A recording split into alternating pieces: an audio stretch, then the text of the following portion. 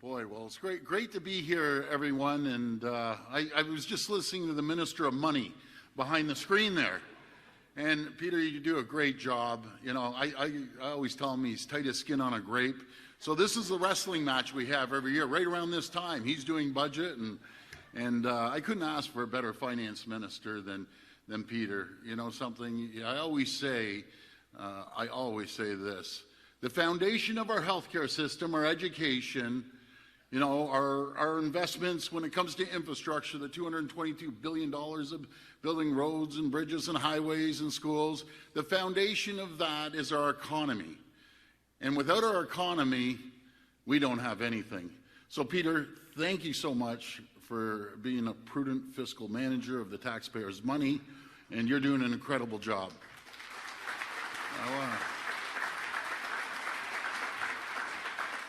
So first of all, I want to thank Skills Ontario for this opportunity to speak to you today and for all the great work you do to promote the skills trade.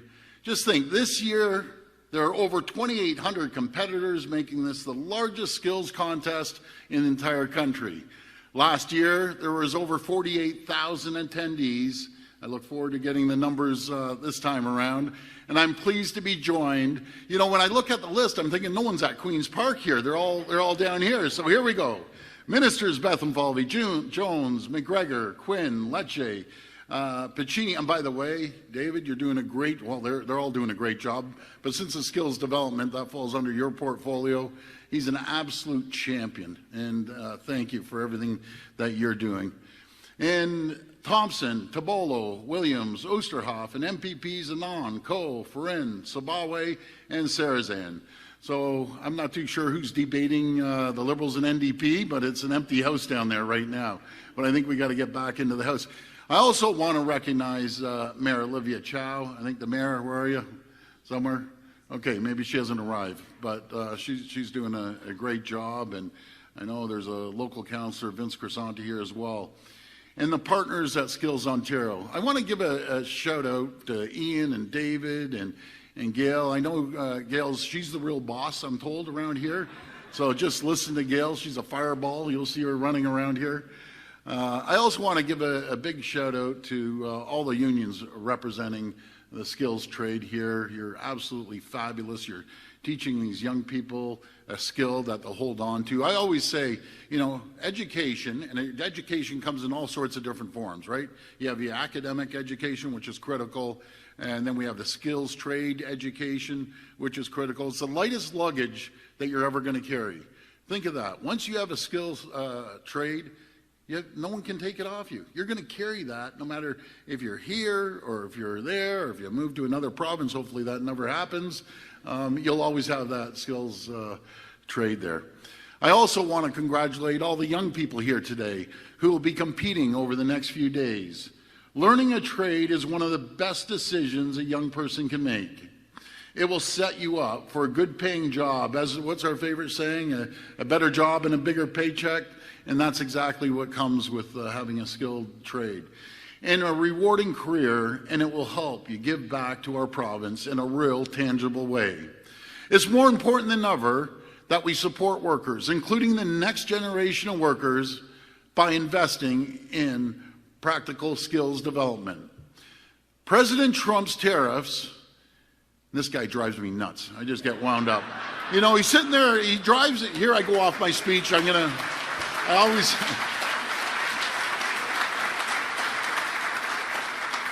My team starts getting nervous when I go off the teleprompter. And by the way, I'll tell you one thing. We all have tough jobs, right? We all have tough jobs. The person with the toughest job in this room is the teleprompter operator, because I'm all over the place right now. She's going up and down. And anyways, you know, what drives me nuts, you see this guy on TV. We don't need Canada. Really? I guess you don't need our high-grade nickel that they use 57% of their nickel to build their military, their aerospace, and manufacturing. Imagine if we never gave them our high-grade nickel. Or my friend Scott Moe out in Saskatchewan, if he cut off the potash, that 87% of the farmers down in the U.S. use Saskatchewan potash. Or the uranium coming from Saskatchewan as well. And you just think of this, uranium gets refined in Port Hope, in your area, David, and then gets shipped down to the U.S. And imagine if they didn't have the uranium. They wouldn't have any nuclear power down there. Or, of course, what would they do if they didn't have our electricity? The 1.5 million homes and businesses in New York and Minnesota and Michigan, they wouldn't have any power. And I talked to all these governors, no matter if it's Republican or Democrat. And even the Republicans, behind closed doors, because they're terrified of their leader, that's pretty crazy in itself, that totally disagree with attacking their closest friends and allies. You know, we always believe in something called the AMCAN Fortress, the American-Canadian Fortress. We put a ring around it. We'd be unstoppable anywhere in the entire world. We'd be the wealthiest, richest two nations in the world and the safest two nations. And, you know, all he's trying to do, and we wish him, I forget about political stripes, by the way. We have a prime minister down there, and he's going to be sitting down, and he's going to give it everything he can. This is a time to unite the country. Not people saying, oh, I'm leaving the country, or I'm doing this, I'm doing that. You know, united we stand, divided we fall. And we have to be united Canada together to fight President Trump's tariff. And the economic uncertainty that he has created, not just here, but down in the U.S. as well. I spent 20 years of my life in our Chicago, New Jersey plant. I still call people up on a daily basis. And they're all saying, even the Trump supporters are saying, this is crazy what he's doing, attacking. One guy said his little brother north of the border, and they're getting it. And that's the reason, first time in 80 years, you know they always measure your first 100 days. Are we past our first 100 days from our election? But they measure their first 100 days, and this guy's tumbled to 39%. I can't wait for the midterms. Then we'll fix his little red wagon. Anyways, and the economic uncertainties created on both sides of the border already having a direct impact on our province and our workers. Many problems are because of the chaos coming from south of the border. That's why our government has a plan to protect Ontario. And I've always said we're going to protect our workers, we're going to protect their jobs, we're going to protect communities and families, and I will not spare a penny to do it. Right, Peter? No, we aren't sparing a penny. But we all feel the same way. We will do whatever it takes. You know, Peter, you know, just incredible. He really watches the dollars. And when he came to me and we're running through the budget, he said, this is going to throw our fiscal plan off. We have two choices, right?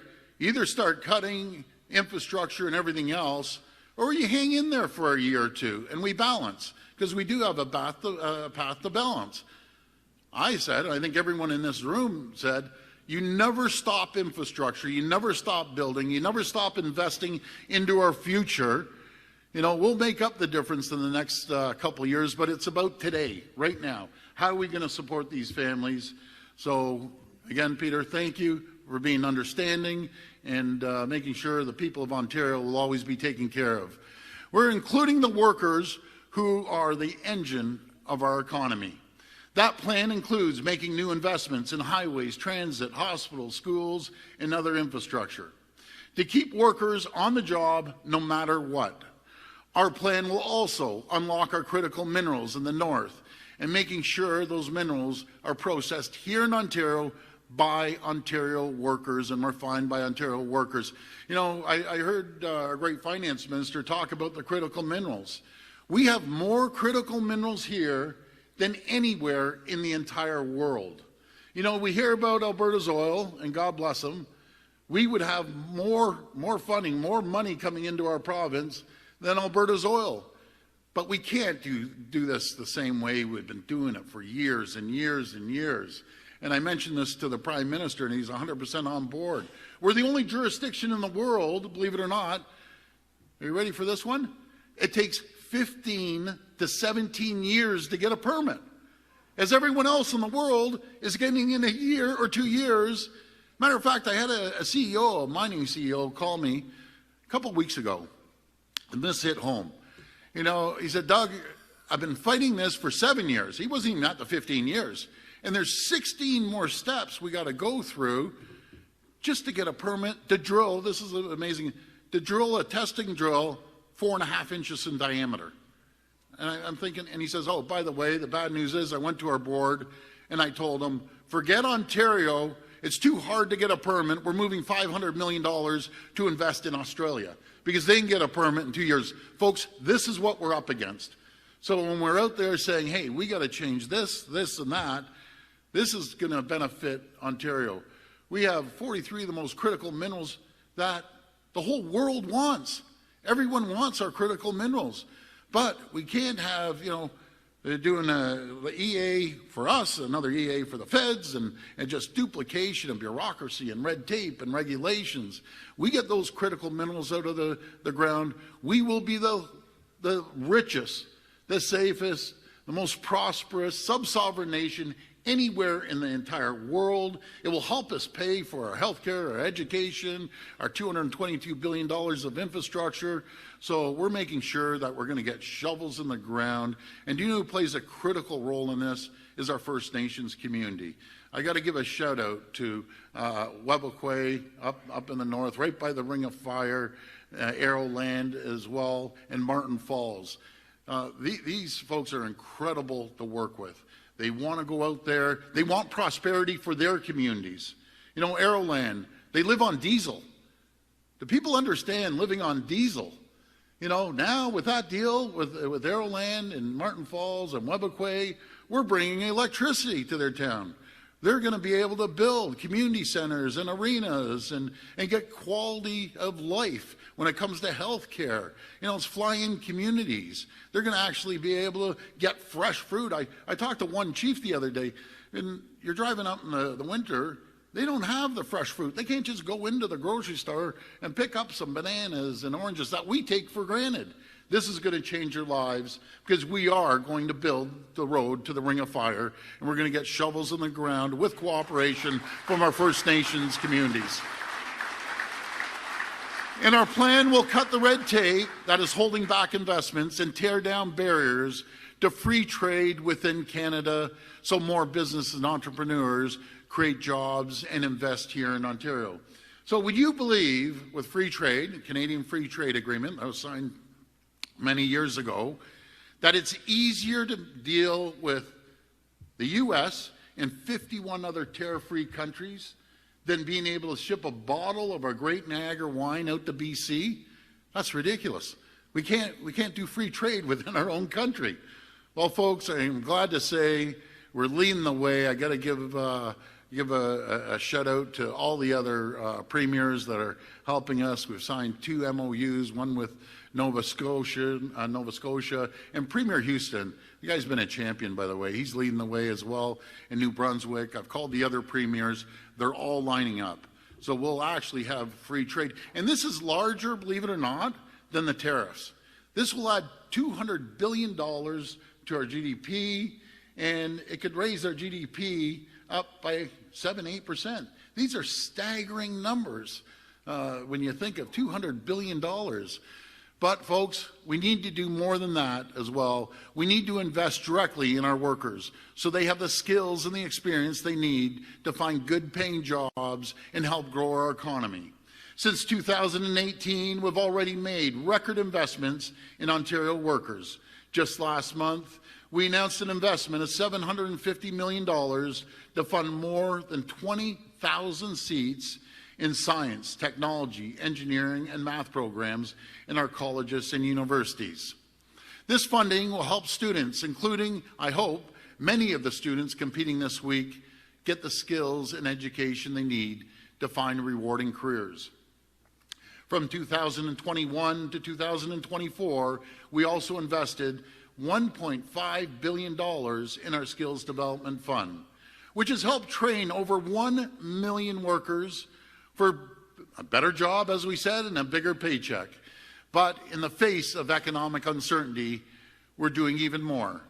Today, I'm announcing that starting this year, our government is investing $1 billion on top of the $1.5 billion, so total $2.5 billion in the training and the capital streams of our Skills Development Fund. Thank you so much for that. We're going to...